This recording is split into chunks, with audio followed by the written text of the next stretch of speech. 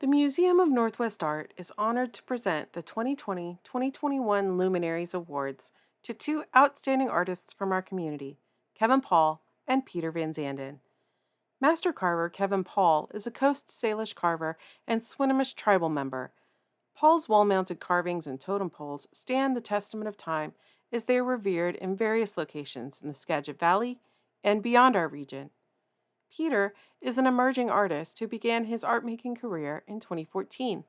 His talent of using familiar materials to create significant works of art is a gift for all who see the work.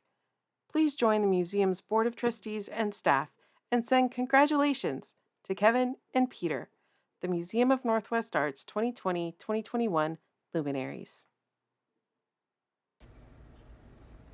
My name is Kevin Paul. I'm a longtime resident here at LaConner. I went to school here and I graduated in 1979, and I attended Skagit Valley College. I just want to share a little bit of history of who I am and about the artwork. My family, my late brother, my late uncle, my late father, they were all into the arts, into carving totem poles, carving masks, carving plaques. I used to watch them growing up, and I really kind of fell in love with it, but my very first teacher was Mike Clattisby. When I was 9 years old, I took a carving class from him. And he was teaching us how to carve eagle and whale. So that was my first lesson with Mike Clattisby. And growing up here and going to school, I would take time and walk to school and visit another carver. His name was Elmer Klein. I used to just watch him carve, and I would, even though I'd be missing school, but I was so intrigued about the artwork. Never known that later in life I would be, doing this work, But I'm very happy today that I'm blessed to be able to do the work, and also to be a teacher. Teaching Native art. I've taught at the LaConner School since 1994, up until when COVID came, when it hit America. I sure love carving. It's all about creating something beautiful. Creating totem poles, do a mask or do a wall plaque, and sharing the story. I tell my story about the art. It's all about the spirit of the animal. What can I share? What can I share? Like, for the show, I've created a turtle. That's not really in our way of art form, but we do have turtles here in the Northwest. One of the things I like about the turtle, it teaches us patience. That's really, they're like a slow moving spirit. That really helps us with our patience, and that's what I like about the turtle, And the other one I have is ravens. You'll see on the wall there's 3 ravens, one going right, one going left, one going right. And it's what I like about the raven is very humorous. He's very intelligent. He's very, He's a very much of a trickster, but he makes us happy. That's one of the things I like about the raven. And the next piece I worked on was the long beak raven, the big raven. And the same as he carries those same spirits as being the big trickster. And he's quite one of my favorites that I like to carve. The next one I want to talk about is the one that brings a lot to us, the frog. The spirit of the frog. We look at when we look at frog, we look at probably the healing of the frog.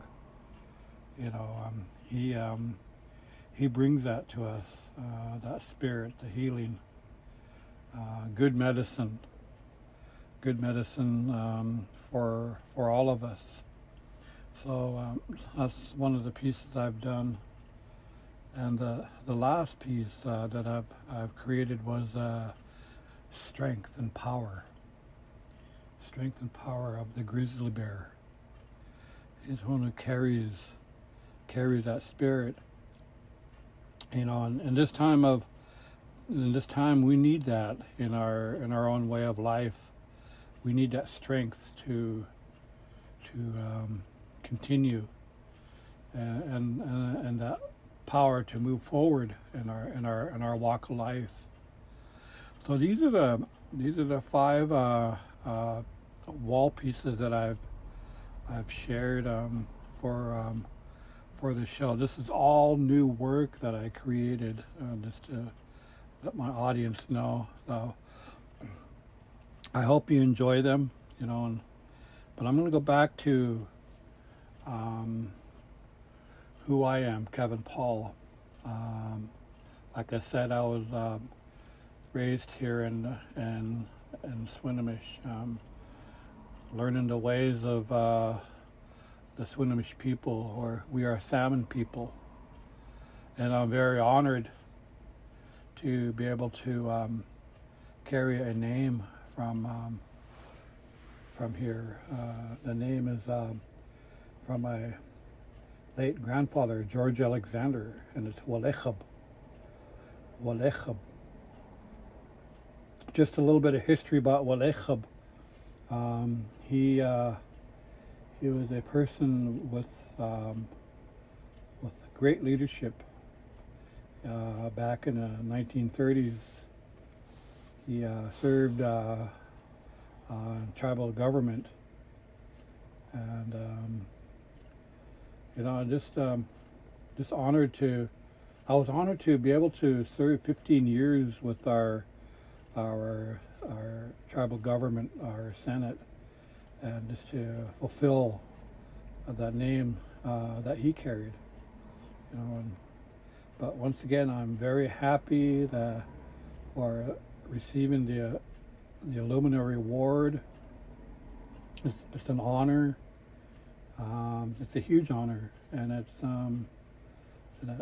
inside it makes me feel really, really humble, because I know I've worked so hard in the arts of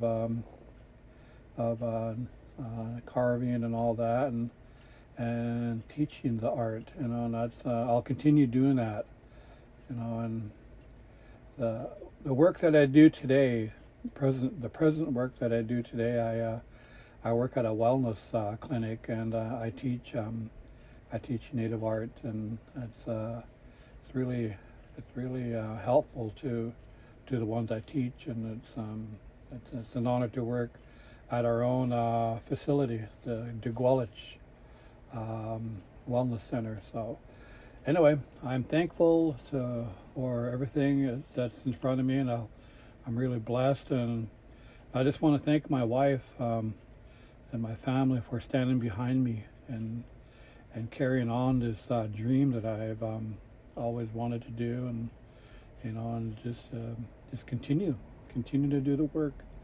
So, in our language, it's yep. Thank you.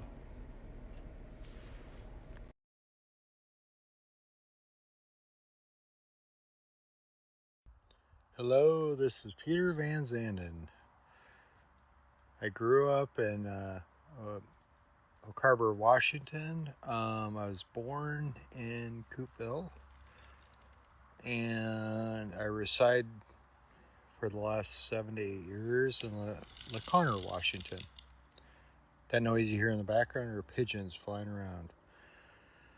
I'm going to start with how I really got into art. So I've been a construction worker for the last probably since 1992, off and on, from snowboards all the way to houses.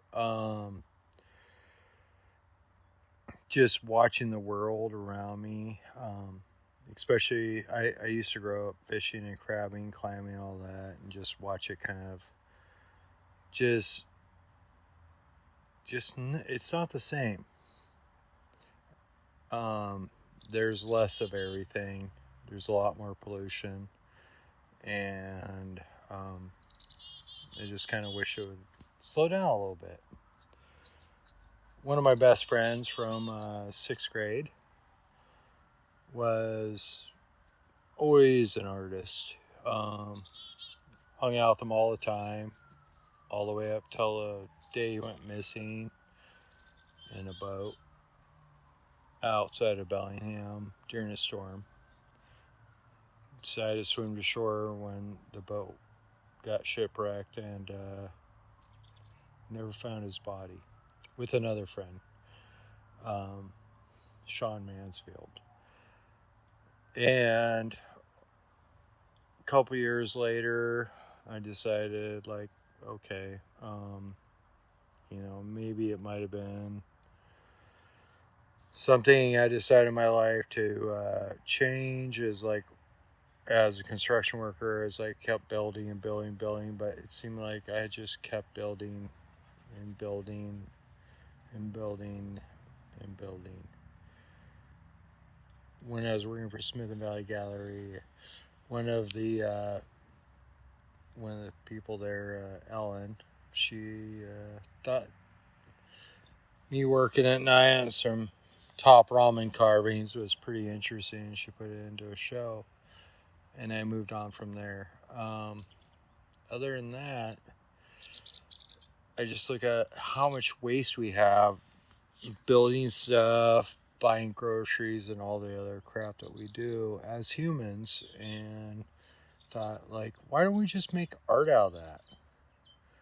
Because I think it's kind of a waste of time to spend money on art materials, because art is a statement.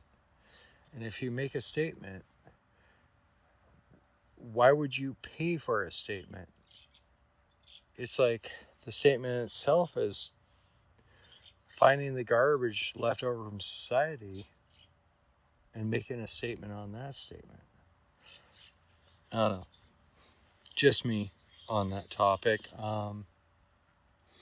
Back to my friend that was lost at sea. He was a photographer. His mother was from Guadalajara, Mexico. His name was Gunther Jose Frank. And for some bits and pieces that I deal with my art, I don't want his name to be forgot, so I throw in the Jose for my middle name, because I want him to be remembered, because that was his goal, is to be an artist. And when I look at myself now, I was like, what do you really like to do? What do you want to do? I was always into Lego building. I could build it, break it down, build it again, break it down. I would buy Lego.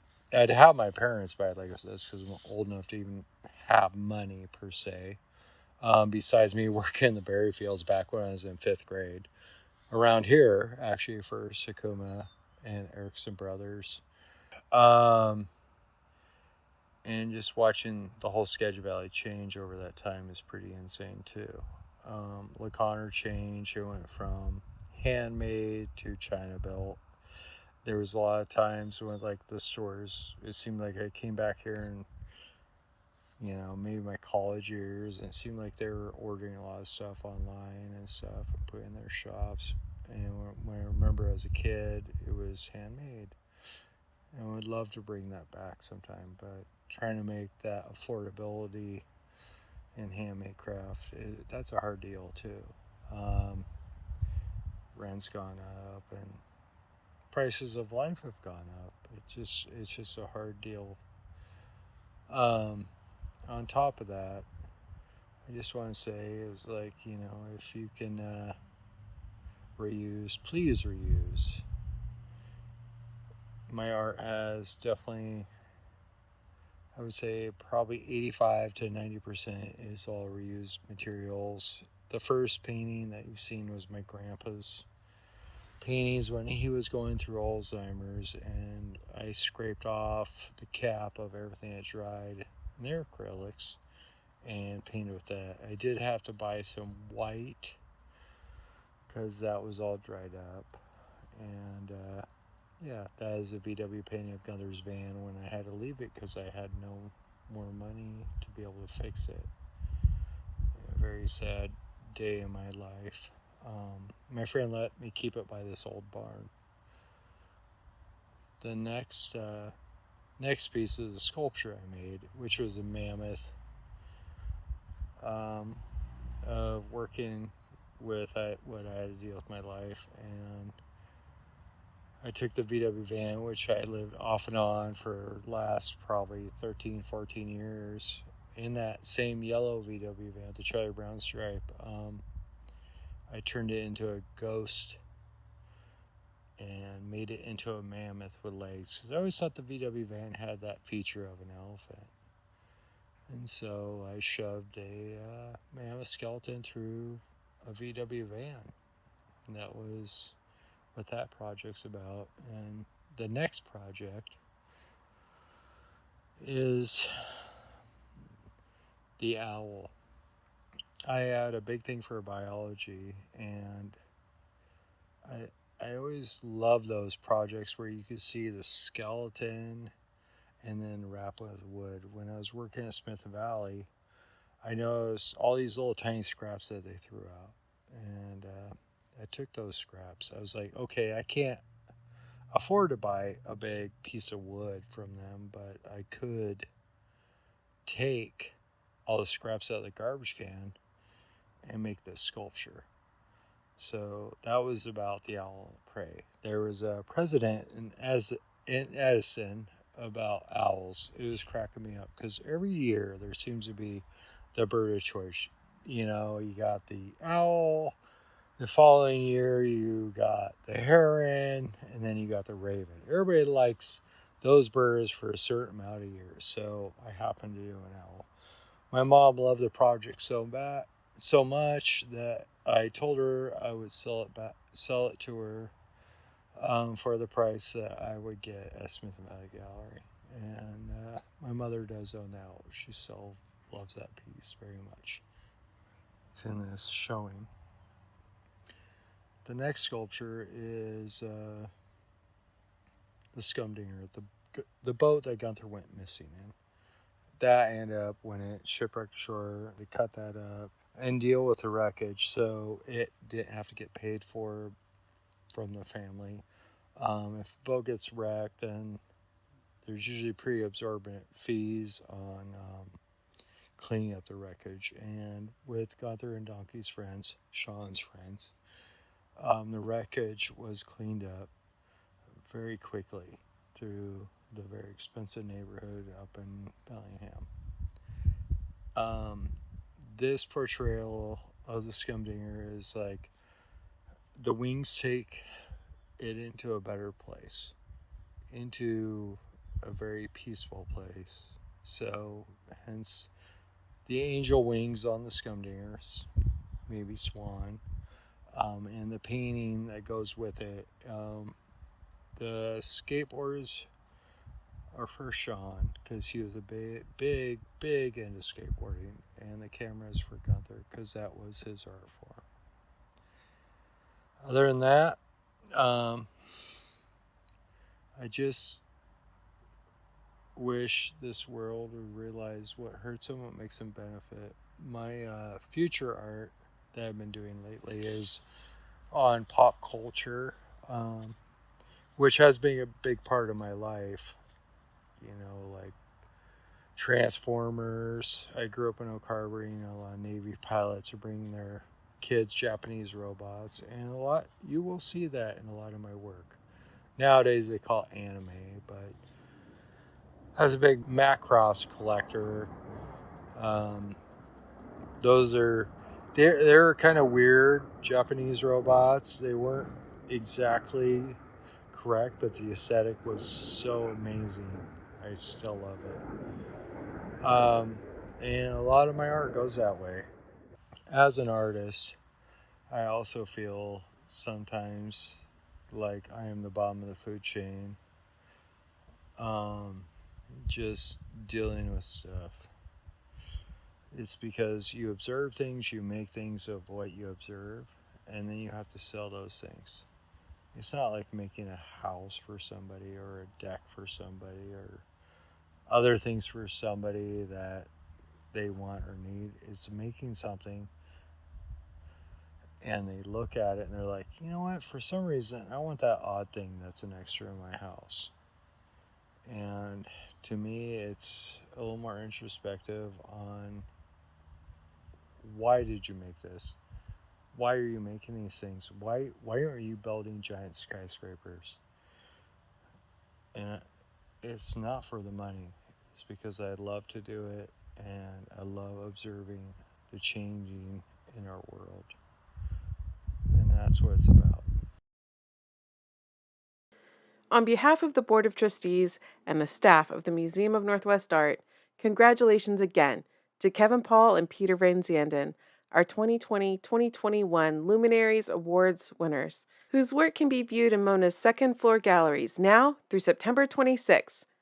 We hope to see you in the galleries soon.